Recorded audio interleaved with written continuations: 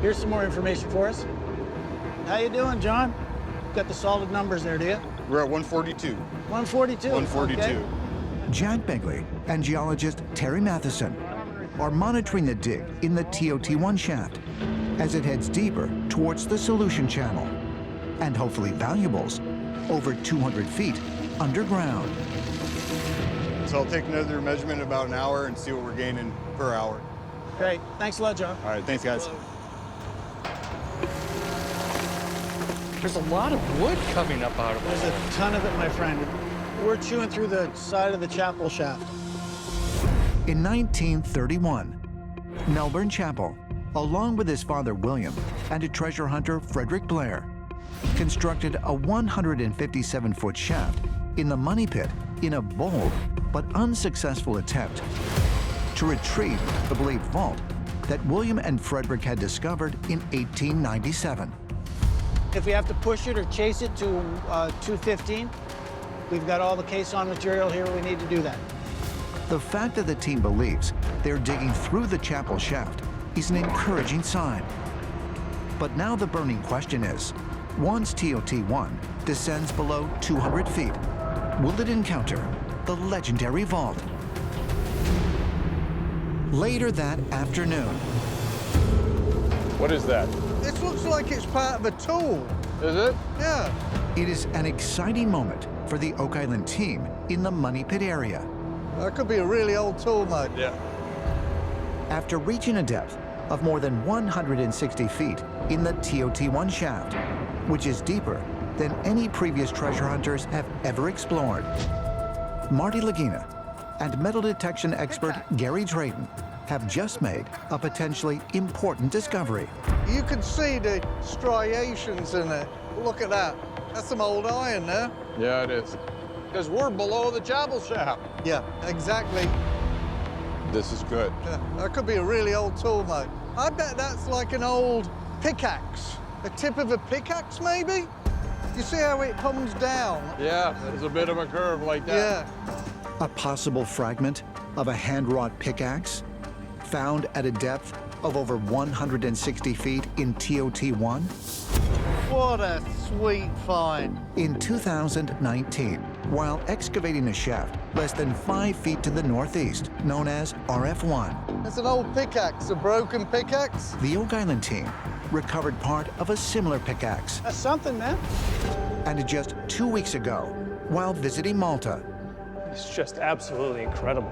where the team was shown a vast network of 16th century underground tunnels with features that matched the reported original design of the money pit, This was found below 145 feet in the ground. historian Matthew Balzan suggested that these exact kinds of tools were used by the Knights of Malta.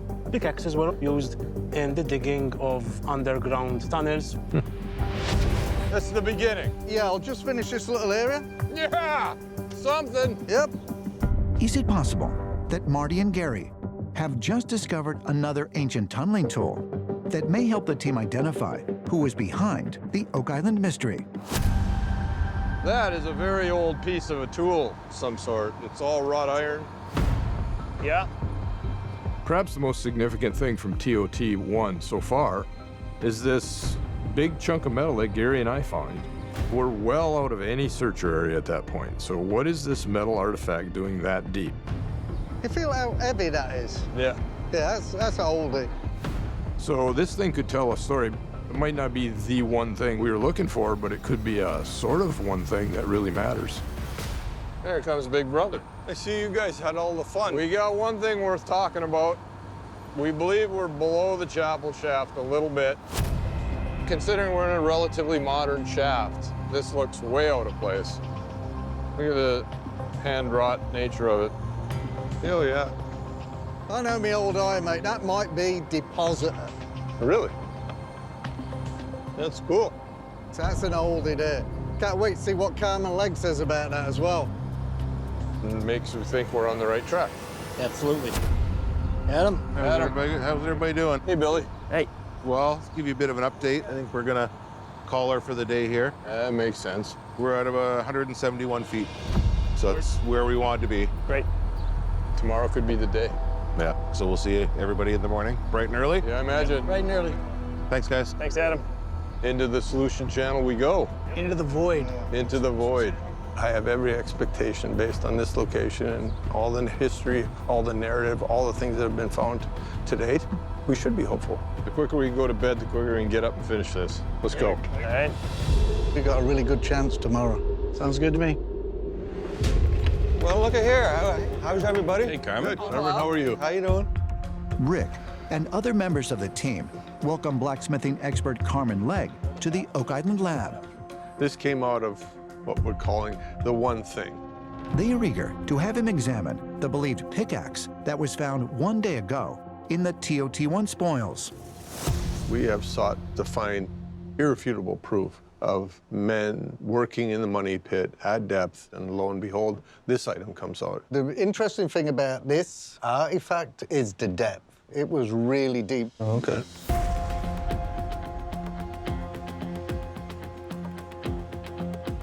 Well, it's a fairly chunky piece, broken off from some other piece that extended this way. Also, if you look at it, you see the grains, and the grains are starting to fold on the end here. And when you beat onto it repeatedly, they do start to fold up in an S pattern like. So this was repeatedly banged onto something. That's something. Could you infer that it was stone versus metal or not? Oh, yes, it was definitely stone, Definitely rocks, hard ground, whatever. Emma, do you have a scan of this? Yeah. So this is actually a cross-section of that iron piece. So there was like a crack. Okay. So it is a tool. It could be part of a pickaxe, very heavy old pickaxe. There would have been something coming out this way because it broke off. The only time I see primitive mining tools that were this shape and this size was from the 1500s. Maybe early 1600s, but not any more modern than that. So it was a tool that was used for tunneling? Yeah, getting rid of rocks or smashing rocks up. It's a digging tool. In the Oak Island laboratory, blacksmithing expert Carmen Legg has just shared his assessment that the pickaxe, recovered from more than 160 feet deep in the TOT1 shaft, could predate the discovery of the money pit by nearly 3 centuries. So based on the composition, we got potassium, we got phosphorus, sulfur, magnesium. So based on the impurities I'm seeing here, these are indicative of, I'd say, between 1500s and 1700s as well. Wow, so it's way before the story of the money pit, 1790s. Absolutely. This represents something very early. Tools such as this having been used in rock, the dates seem to line up with the Knights of Malta having a presence in Nova Scotia. It's all possibly confirming that this location for the TOT1 caisson is an area of original work. This could be the very important connection that needs to be followed up on. I think we may be close to treasure. Has the team found a tool that was used in an operation to hide something of great value in the original money pit? If so, might it represent another critical clue that may connect the Knights of Malta and priceless religious treasures to the Oak Island mystery? I mean, my big takeaway from that is the amount of work, the amount of abuse that took. So that really speaks to how much labor it took to do whatever it is they were doing, so. A long, long time ago. Yes. Carmen, this is quite revealing. I love the fact that your approach, your perspective, and Emma's perspective, and Laird's perspective has come together. It's going to take all of us to do that. So, Carmen, we thank you for your participation. Very good. Thank you, but again, we need to get back to work, so. Yeah. Thanks, everybody. See you later. See you later. See you.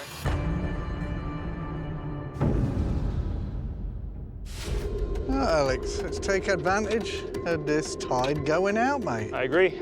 Metal detection expert Gary Drayton and Alex Lagina are searching for additional clues that could help solve the Oak Island mystery. When people would have been slipping and sliding on these rocks, losing artifacts, the currents would have pushed all the artifacts this way. That's what I'm hoping. Let's hope they're on this side. Okay, mate. See what we can get. Let's get stuck in. Zigzag along the shoreline. In recent years, the team has not only recovered metal ship spikes in this area that predate the discovery of the money pit in 1795, but also the 14th century lead cross, which may actually be connected to the Christian military order of the Knights Templar. There's plenty of places for an artifact to get trapped, that is for sure.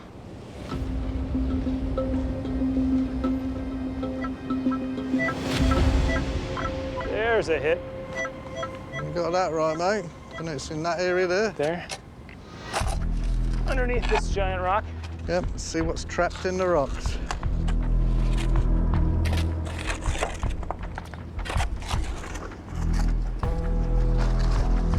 The problem is, you have to dig quickly because it keeps filling back in. Yeah. How does something get down that deep? With these rocks, I mean, it's almost like it was buried. Yeah. I say we bring some help and expand the hole and dig it out. We just need some more guys, more shovels. I agree. I can't dig any deeper than that. Yeah. I'll call in my Uncle Rick. So a text comes in from Alex, my nephew, and it's hard not to get enthused. How can you not be excited? It's a treasure hunt, for gosh sakes. So this is your little pet project, huh? Little's not the right word for it. It really could be anything, mate, and it's still there. That's the good news. Okay, we need to get this water out of the hole. Exactly.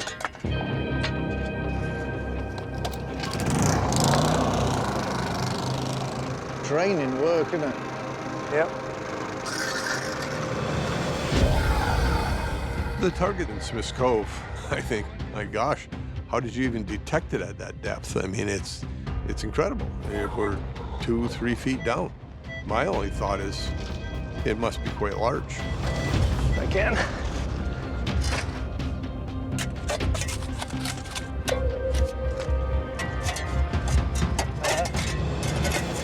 This is it here.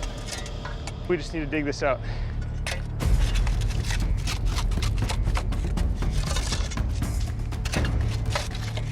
Moving. Oh, Here we yeah. go. You got it. Oh, mate, you're getting it. There. It looks like an iron plate. There. We're gonna need a bigger pouch.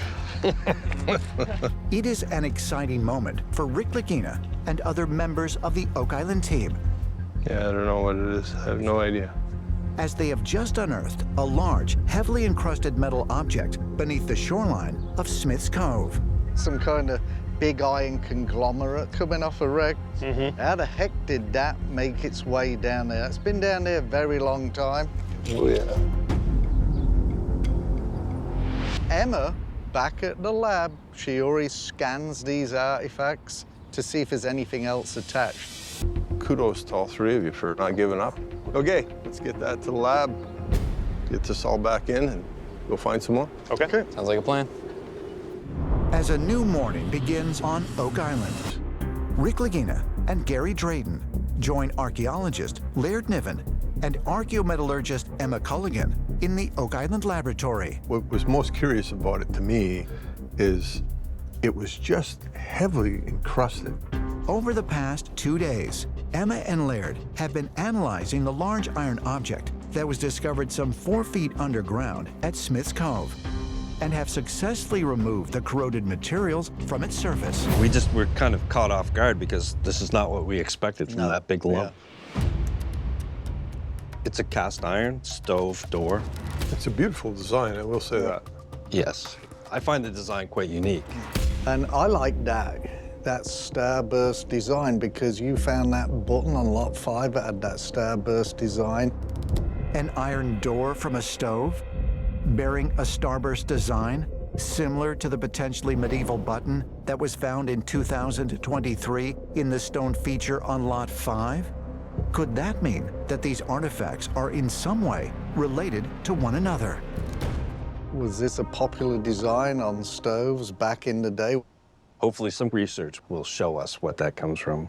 But Emma, what can you tell us in terms of the elements?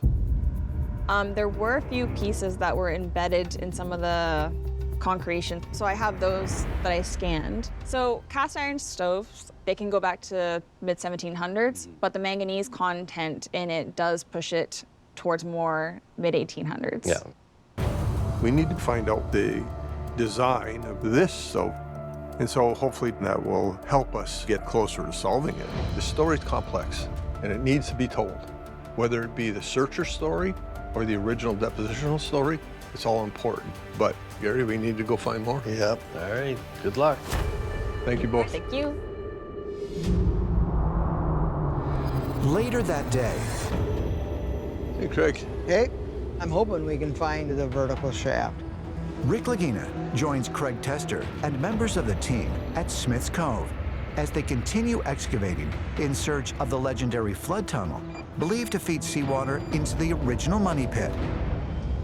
If Rustall's were right, I mean, it led down to the flood tunnel.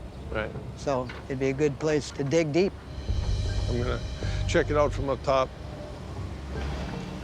We are in the area of the vertical shaft. It's where the Restalls put wooden forms down the hole.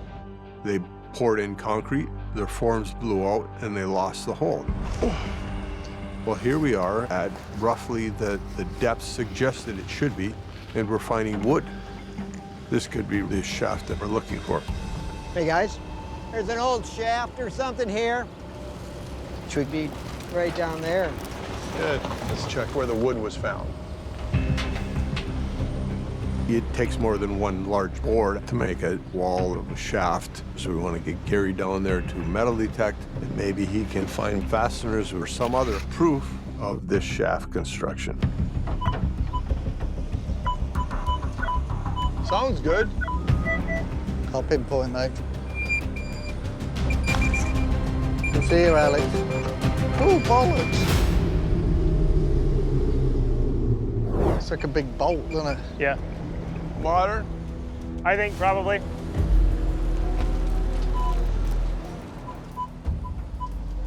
We've got another here, Alex. Okay. It's just a...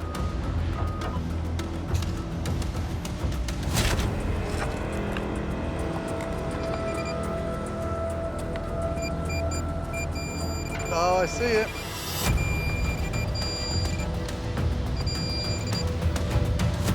Modern nail. Modern nail. That's what makes me think that's the Rustall shaft. Yeah. A modern nail? Could it offer an important clue that the team may be close to finding the wooden frame or forms built by the Restall family in 1961 when they poured concrete into the vertical shaft? If so, they may also be on the verge of locating the notorious man-made flood tunnel. Coming down.